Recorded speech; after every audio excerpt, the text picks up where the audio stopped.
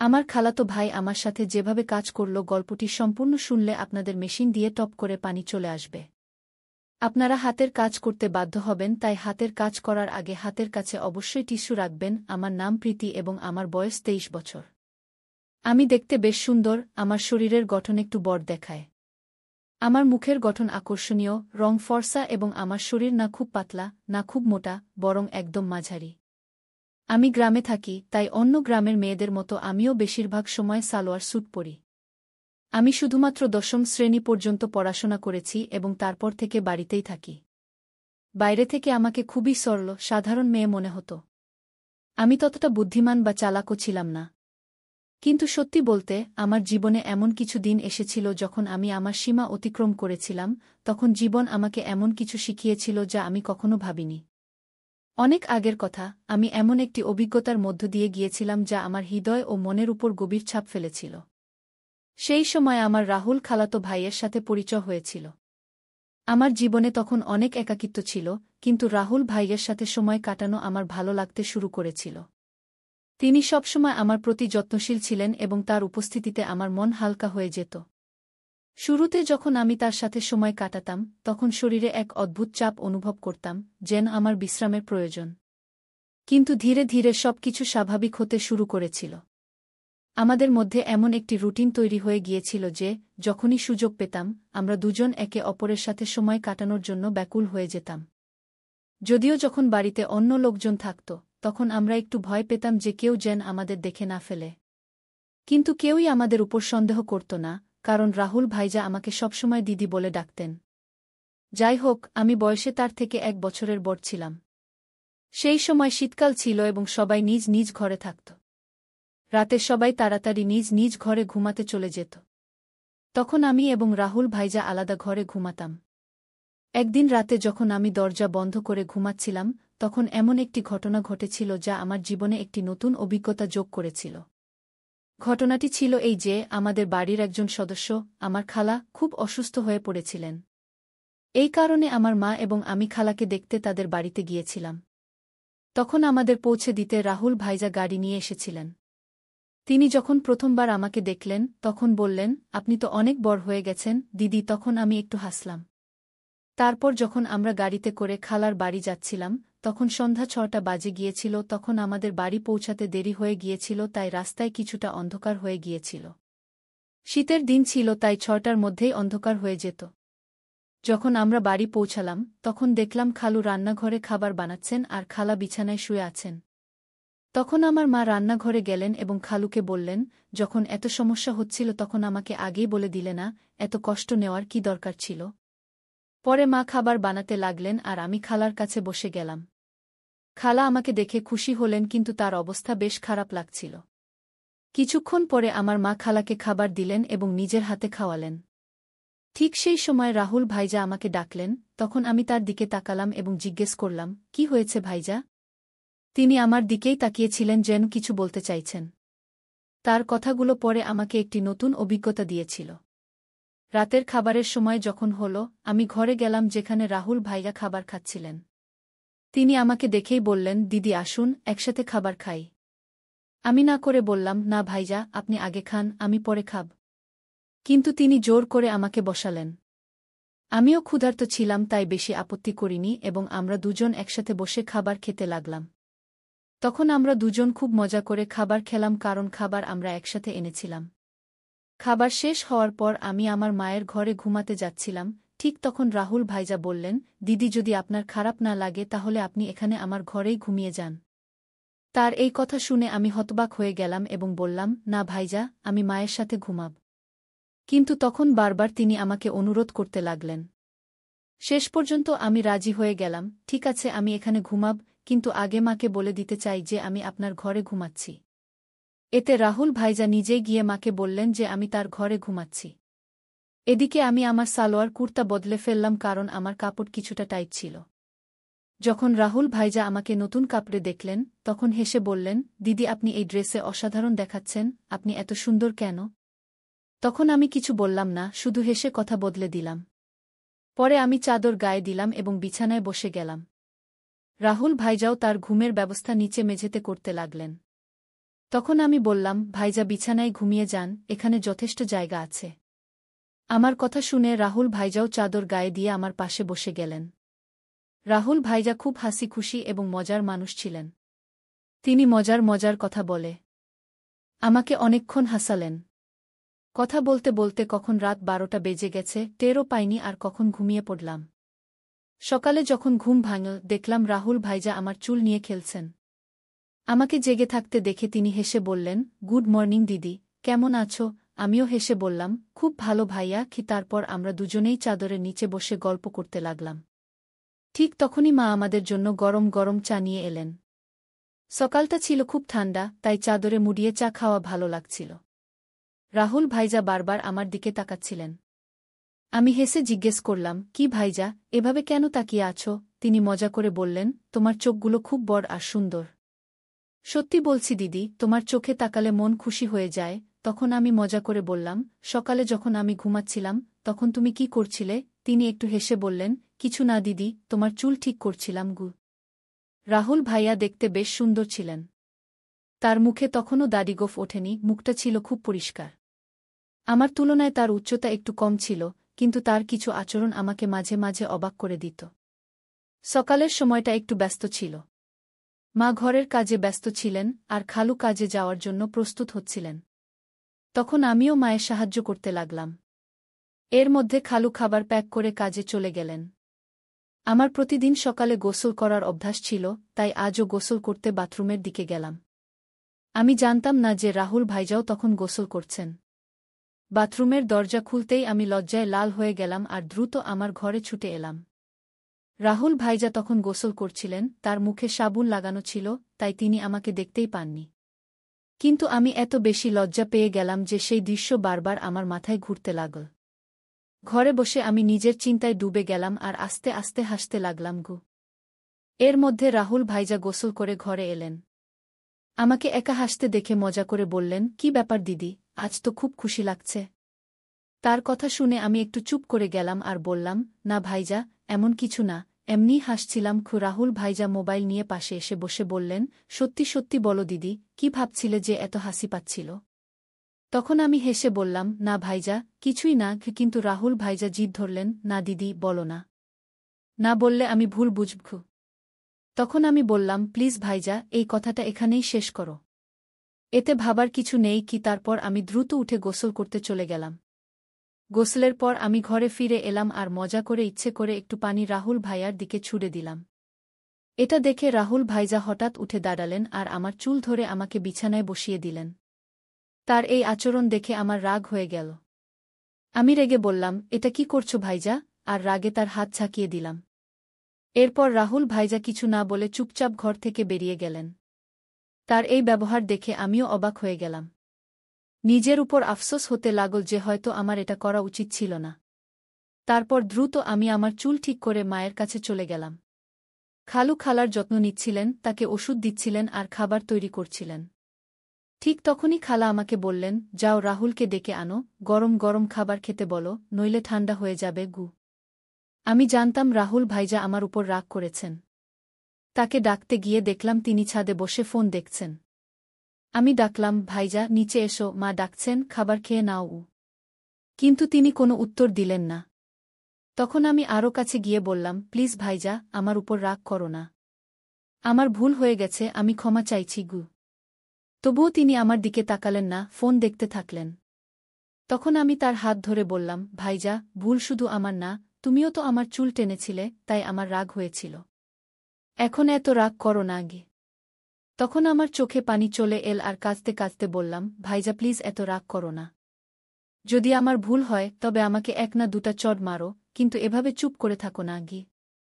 আমাকে কাঁদতে দেখে রাহুল ভাইয়ার রাগ একটু ঠান্ডা হল। তিনি আস্তে বললেন, ঠিক আছে, কাঁদো না। কিন্তু তোমার আমার উপর হাত তোলা উচিত হয়নি। যাই হোক, ছেড়ে দাও, চলো খাবার খেয়ে নিই গু। তখন আমি বললাম, প্রথমে এটা বলো যে তুমি আমাকে মাফ করে দিয়েছ। তখন তিনি হেসে বললেন, আরে অনেক হয়েছে, এখন চুপ করো, নইলে আমাকে আরও বেশি ক্ষমা চাইতে হবে গু। তারপর আমরা দুজন নিচে গিয়ে খাবার খেতে বসলাম। খালু আর খালা আগেই খেয়ে ফেলেছিলেন। মা রান্নাঘরের কাজ শেষ করছিলেন।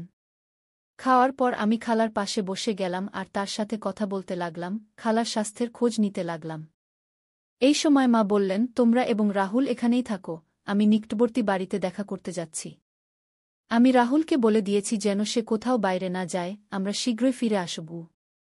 তারপর মা এবং খালু বাইরে চলে গেলেন এবং আমি খালার ঘর পরিষ্কার করতে শুরু করলাম।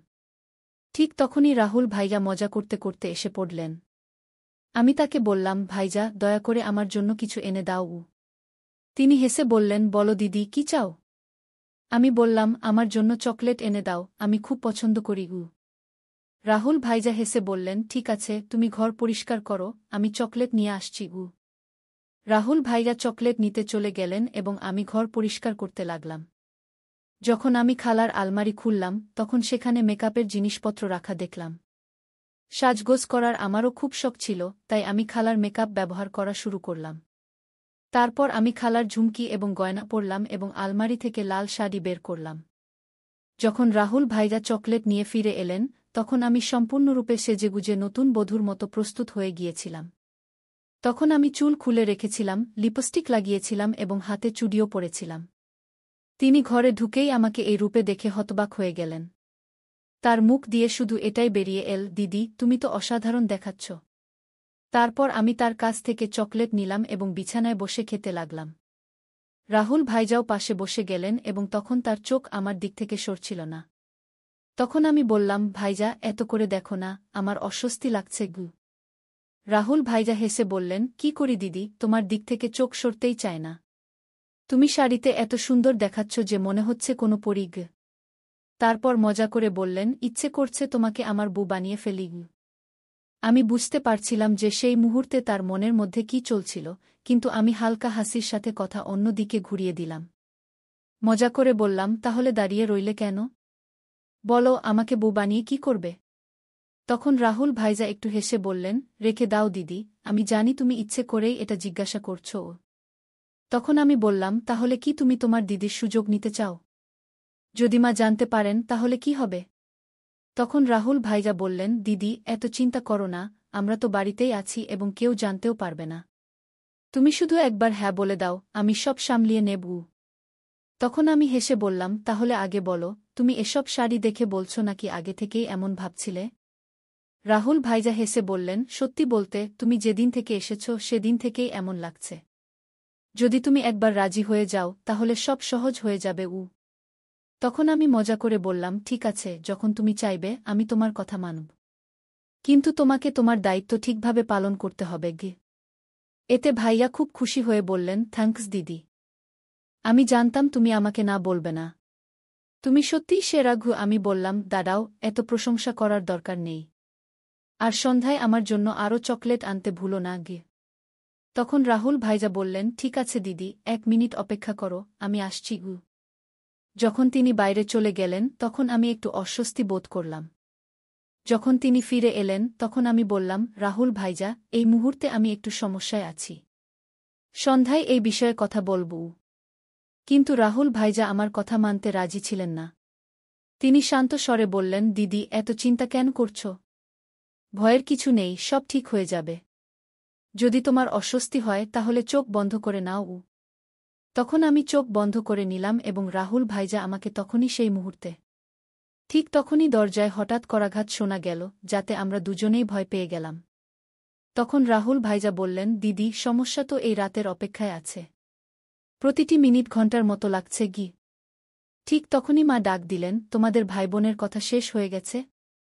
তাহলে একটু কাজে হাত বাড়াও।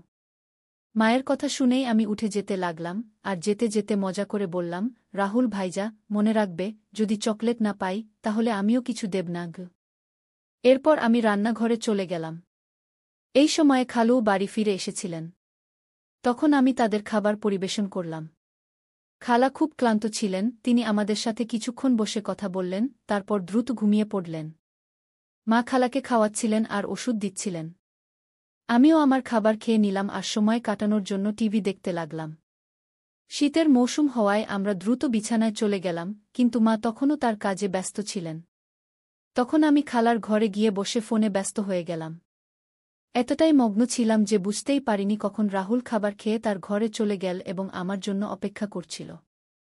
আমি আমার নিয়মিত সিরিয়াল দেখতে ব্যস্ত ছিলাম। যখন আমি না গেলাম তখন রাহুল ভাইজা নিজেই আমাকে ডাকতে এলেন। ঘরে এসে ভাইজা বললেন, দিদি এসো, আমি তোমার জন্য অনেকক্ষণ থেকে অপেক্ষা করছি গু। ঠিক তখনই মা বললেন, কোনো সমস্যা নেই, যদি তুমি একা ঘুমাতে চাও তাহলে ঘুমিয়ে পড়ো, তোমার দিদি আমার সাথে ঘুমাবে গি। মায়ের কথা শুনে ভাইয়া দ্রুত বললেন, না না, আমরা শুধু কথা বলছিলাম। যাই হোক, কয়েকদিন পর তোমরা চলে যাবে, তখন কখন দেখা হবে কে জানে। আর দিদির সাথে খেলতে পারবু। তখন আমি মাকে আশ্বস্ত করে বললাম, মা, ভাইজা ঠিক বলছে গি। এরপর মা বললেন, ঠিক আছে, যেমন তোমরা চাও গি, এবং আমরা ঘরে চলে গেলাম। ঘরে যেতেই রাহুল ভাইজা দ্রুত দরজা বন্ধ করে দিলেন। তখন আমি বুঝে গেলাম যে ভাইজা আর অপেক্ষা করতে পারছেন না। কিন্তু তখনও মা আর খালু জেগেছিলেন, তাই আমি বললাম, ভাইজা একটু রাখো, সবাই ঘুমিয়ে পড়ুক, তারপর কথা বলবো। যদি কেউ আমার কথা শুনে ফেলে তাহলে সমস্যা হবে গু। ভাইজা বললেন, দিদি আর অপেক্ষা করা যায় না গি। ঠিক তখনই আমার চকলেটের কথা মনে পড়ল। আমি বললাম, ঠিক আছে ভাইয়া, কিন্তু আগে আমার চকলেট দাও। ভাইয়া তাড়াতাড়ি পকেট থেকে চকলেট বের করে দিলেন। এরপর আমি চকলেট খেতে লাগলাম আর ভাইজা পারফিউম লাগাতে লাগলেন। শুরুতে আমরা মজায় একটু একটু ঠাট্টাতামাশা করতে লাগলাম, এতে আমাদের মধ্যে মজার ঝগড়া শুরু হয়ে গেল। আমরা বিছানায় লাফাতে লাগলাম, কারণ আমাদের বয়স তখনও ছোট বাচ্চাদের মতো ছিল। ঠিক তখনই মা চিৎকার করে বললেন, প্রীতি, অনেক হয়েছে, এখন ঘুমিয়ে পড়ো, কারণ বিছানার শব্দ তাদের ঘর পর্যন্ত পৌঁছাচ্ছিল। এরপর রাহুল ভাইজা তাড়াতাড়ি মেঝেতে বিছানা পেতে দিলেন, যাতে শব্দ বন্ধ হয়ে যায়। তারপর রাহুল ভাইজা আমাকে রাত ৩টা বাজে পর্যন্ত ঘুমাতে দেওয়া হয়নি। সকালে যখন আমাদের চোখ খুল, তখন মা দরজায় কড়া নাড়ছিলেন। আমি বিছানায় ছিলাম কিন্তু উঠতে পারছিলাম না, তাই রাহুল ভাইজা আমাকে তুলে বিছানায় বসিয়ে দিলেন এবং নিজে দরজা খুলতে গেলেন। তখন মা আমাদের জন্য চা নিয়ে এলেন। আমাকে দেখে তিনি বললেন, আমি বলেছিলাম প্রীতি, সময়মতো ঘুমিয়ে পড়ো। এখন দেখো তোমার চোখ কত লাল হয়ে গেছে। আমার চোখ তখন সত্যিই লাল হয়ে গিয়েছিল। আমি কিছু না বলে চা পান শুরু করলাম, এমনকি মুখও ধুইনি, কারণ পুরো শরীর ব্যথায় ভেঙে পড়ছিল। মা চা রেখে চলে গেলেন। রাহুল ভাইজা যখন ঘরে এলেন, আমি রাগ করে বললাম, ভাইজা, আমি বলেছিলাম অল্প সময়ের জন্য, কিন্তু তুমি আমার কথা মানোনি। এখন দেখো আমার শরীর কত ক্লান্ত। আমি ঠিকভাবে দাঁড়াতেও পারছি না। যদি মা জিজ্ঞেস করেন আমি কি বলবো? তখন রাহুল ভাইয়া দ্রুত উত্তর দিলেন, দিদি, চিন্তা করো না। আমি মেডিকেল স্টোর থেকে ওষুধ নিয়ে আসছি। তা খেলে তোমার শরীর ঠিক হয়ে যাবে গু। এরপর আমি টানা ৪-৫ দিন ভাইয়াকে কাছে আসতে দিইনি। কিন্তু তার উৎসাহ কমেনি। সে প্রতিদিন আমার আশেপাশে ঘুরে বেড়াত এবং নিয়মিত চকলেট নিয়ে আসত। ভাইজা আমার সব কাজ করে দিত, আর আমি যা চাইতাম সে হাসতে হাসতে তা করে দিত। তাই আমিও এর মজা নিতে শুরু করলাম। কখনো তার কাছ থেকে পায়ের ম্যাসাজ করিয়ে নিতাম, কখনো মাথার ম্যাসাজ। মজায় কখনো হালকা করে মারতাম আর সারাদিন তার ফোনে সিরিয়াল দেখতাম। ৪-৫ দিন পর ভাইয়ার আচরণ বদলে গেল, তাই আমি তাকে বেশি কিছু বলিনি। একদিন আমরা দুপুরে বাড়িতে একা ছিলাম এবং অনেক মজা করলাম। সে দিন বাড়িতে কেউ ছিল না। ভাইজা আমাকে সারাদিন কোথাও বসতে দেয়নি, সবসময় নিজের কাছেই রাখত। এই ঘটনার পর আমি আর ভাইজা খুব সাধারণ হয়ে গেলাম। যখনই তার ইচ্ছা হতো সে আমাকে ঘরে ডাকত, আর আমি এখন এর অভ্যাসও করে ফেলেছিলাম। আমরা সেই দিনগুলোর পুরো মজা নিলাম। কিন্তু জীবনে প্রতিটি ভালো সময়ের পর একটি খারাপ সময়ও আসে, আর এই খারাপ সময়ও ভাইয়ার কারণেই এল। আসলে ২-০ দিন পর আমাদের গ্রামে ফিরতে হতো, কারণ এখন খালা বেশ সুস্থ হয়ে গিয়েছিলেন এবং আমরা সেখানে অনেক দিন হয়ে গিয়েছিলাম। তখন মা হঠাৎ ফেরার সিদ্ধান্ত নিলেন এবং বাবাকে কিছুই বলেননি। আমি আর ভাইজা যখন এটা শুনলাম, আমাদের একদম ভালো লাগল না। তখন ভাইজা বলল, দিদি, যাওয়ার আগে শেষবার একটু সময় দাও। কে জানে আবার কখন দেখা হবে। তখন ভেতর থেকে আমিও প্রস্তুত ছিলাম। কিন্তু সে দিন বাড়িতে সবাই ছিল, এমনকি খালু আজ বাড়িতেই ছিলেন। তখন খালু মাকে বললেন, দিদি, আজ থাকো। আমি কাল তোমাকে বাস স্ট্যান্ড পর্যন্ত ছেড়ে দেব। এটা শুনে আমি একটু খুশি হলাম, কারণ আমাদের কাছে এক রাত ছিল। তখন শেষ পর্যন্ত মাও রাজি হলেন। এরপর আমরা খুবই অধৈর্য হয়ে রাতের অপেক্ষা করতে লাগলাম। যখন রাত হল, তাড়াতাড়ি খাবার খেয়ে আমরা আমাদের ঘরে চলে গেলাম। তখন আমরা এতই অস্তর্ক হয়ে গিয়েছিলাম যে দরজাও ঠিকমতো বন্ধ করিনি। তখন অল্প সময়ের মধ্যেই হঠাৎ খালু এসে আমাদের সেই অবস্থায় দেখে ফেললেন। আমি ভয়ে কাঁপতে লাগলাম এবং সঙ্গে সঙ্গে সেখান থেকে সরে গেলাম। খালু তখন খুব রেগে গিয়েছিলেন, কিন্তু তিনি ধৈর্য ধরে পুরো পরিস্থিতি সামলে নিলেন। তিনি আমাদের উপর রাগ না করে আমাদের ভুলগুলো বোঝালেন এবং সে দিন আমাকে একটি বড় শিক্ষা দিলেন। তখন খালুর ভালোবাসা আর সহযোগিতায় আমরা পরিস্থিতি সামলে নিলাম। এরপর থেকে আমি আমার ভুলগুলো থেকে অনেক কিছু শিখেছি। সেই ঘটনার পর আমি কখনো এমন কিছু করিনি যাতে আমার পরিবারকে লজ্জিত হতে হয়। তাই বন্ধুরা, আমাদের জীবনে ভুল হতে পারে, কিন্তু সেগুলো থেকে শেখাটাই সবচেয়ে গুরুত্বপূর্ণ। যদি আপনার জীবনে কখনো এমন পরিস্থিতি আসে, তা সামলানোর চেষ্টা করুন এবং পরিবারের সাথে সবসময় খোলামেলা কথা বলুন। এই গল্প আমাদের শেখায় যে কোনো সম্পর্কেই সীমারেখা থাকা গুরুত্বপূর্ণ। অতিরিক্ত ঘনিষ্ঠতা কখনো কখনো ভুল বোঝাবুঝির কারণ হতে পারে। তাই আমাদের সবসময় নিজের এবং অন্যের সুবিধাকে প্রাধান্য দিতে হবে। পরিবারের পরিবেশ আর সম্পর্কের সম্মান করা খুবই গুরুত্বপূর্ণ। দরজা বন্ধ না করার ঘটনা একটি ছোট ভুল ছিল, কিন্তু এটি বড় সমস্যা তৈরি করেছিল। এ থেকে বোঝা যায় ছোট ছোট বিষয়েও সতর্ক থাকা উচিত, কারণ এগুলোর জীবনে বড় প্রভাব পড়তে পারে। তাই বন্ধুরা, এটা ছিল আমাদের আজকের ছোট্ট গল্প। আপনি এই গল্পটি কেমন লাগলো কমেন্ট করে অবশ্যই জানাবেন। যদি এটি আপনার পছন্দ হয় তবে এটি লাইক করুন এবং আপনার বন্ধুদের সাথে শেয়ার করুন। আরও এমন রোমাঞ্চকর গল্পের জন্য আমাদের চ্যানেলটি সাবস্ক্রাইব করুন এবং বেল আইকন টিপতে ভুলবেন না যাতে আপনি আমাদের কোনো গল্প মিস না করেন।